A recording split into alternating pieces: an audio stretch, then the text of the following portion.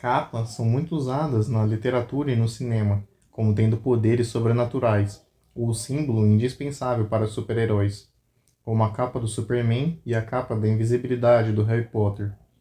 Mas e se eu te falar que ideias de capas dando capacidades sobre-humanas muito provavelmente foi tirada de uma história bíblica? Quando Adão e Eva foram criados, eles eram perfeitos e puros, tanto que não precisavam usar roupas, mas andavam nus. Gênesis 2:25. Ora, um e outro, homem e sua mulher, estavam nus e não se envergonhavam. No entanto, por conta do pecado original, Adão e Eva tornaram-se imperfeitos e conhecedores do bem e do mal. Agora não sabiam da sua nudez. Gênesis 3:7. Abriram-se então os olhos de ambos e, percebendo que estavam nus, costuraram folhas de figueira e fizeram cintas para si.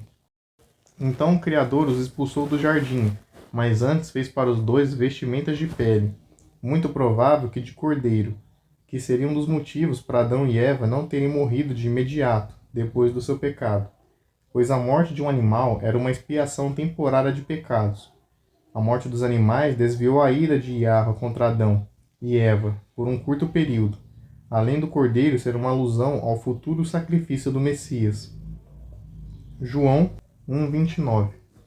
No dia seguinte, viu João Batista e Arruxa, que vinha para ele, e disse: Eis o Cordeiro de Yahweh, que tira o pecado do mundo. Gênesis 3:21.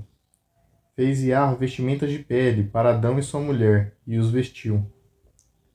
Adão e Eva tinham vida eterna, uma condição só um pouco abaixo dos anjos, corpos em harmonia com o mundo físico e espiritual, algo talvez próximo ou semelhante ao corpo do Messias ressurreto na terra.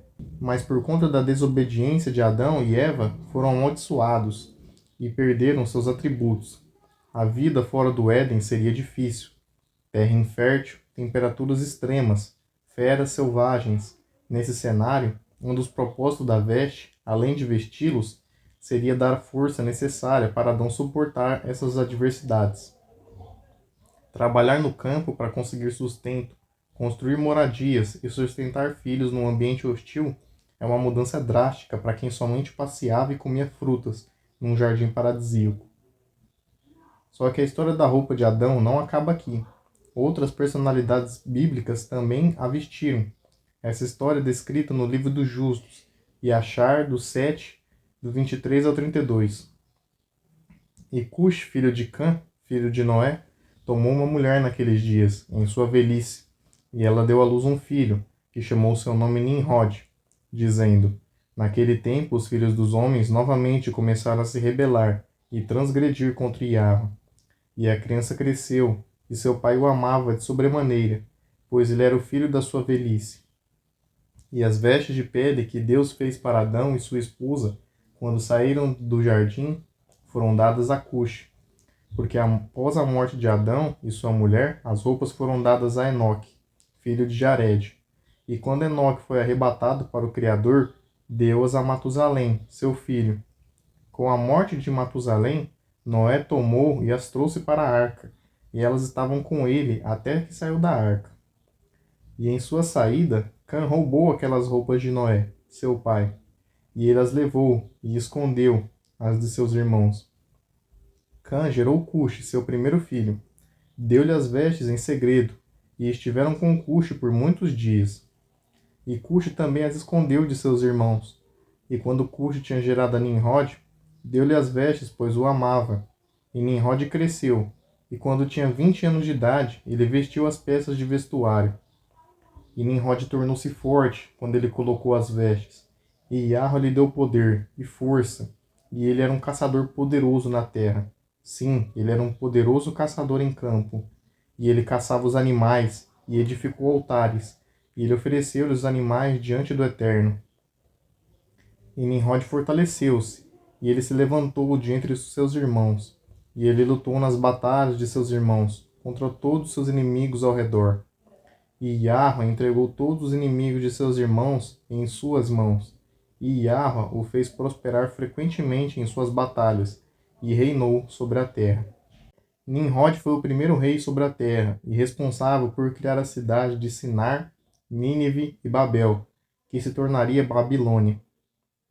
Porém, ele não foi o último dono das vestes, e sim Esaú, o filho de Isaque, filho de Abraão. Esaú, nesse tempo, depois da morte de Abraão, frequentemente entrava no campo para caçar.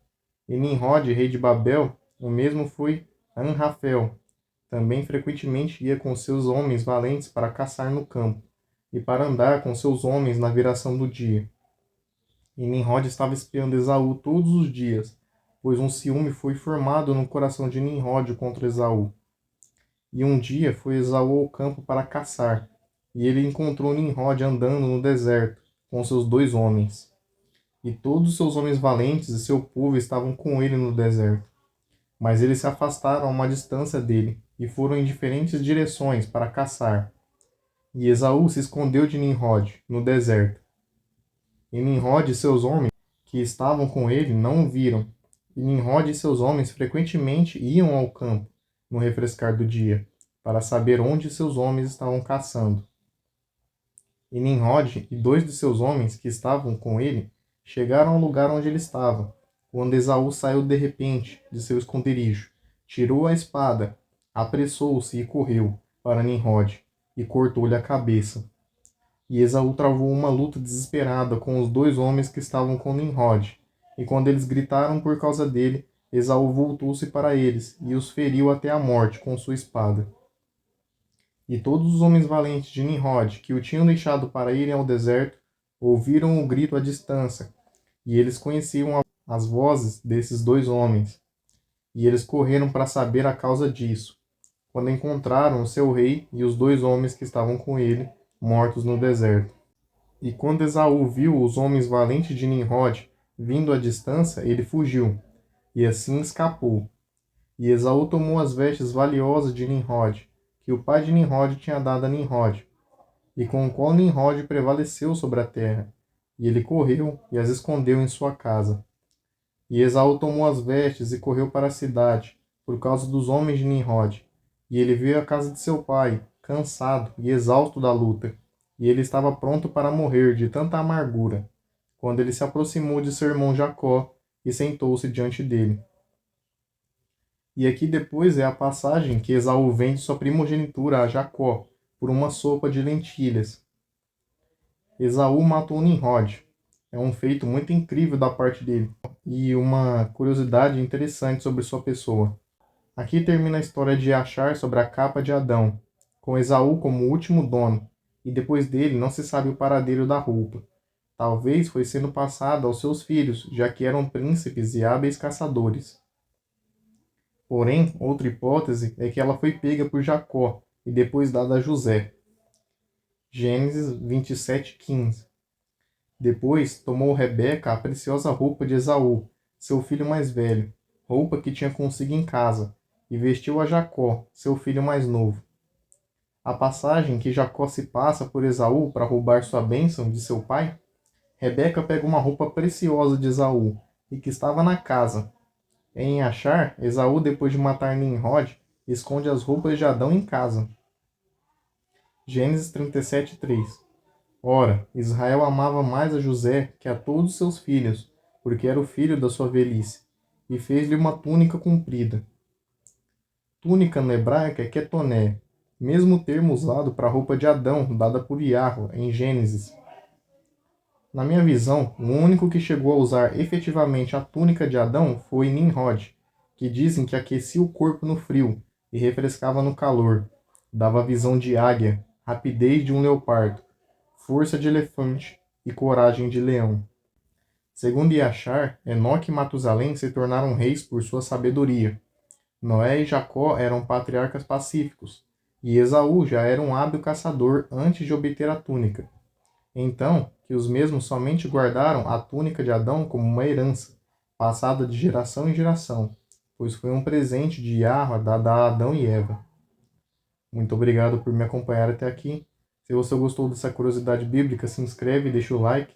Gratidão por assistir e até o próximo vídeo.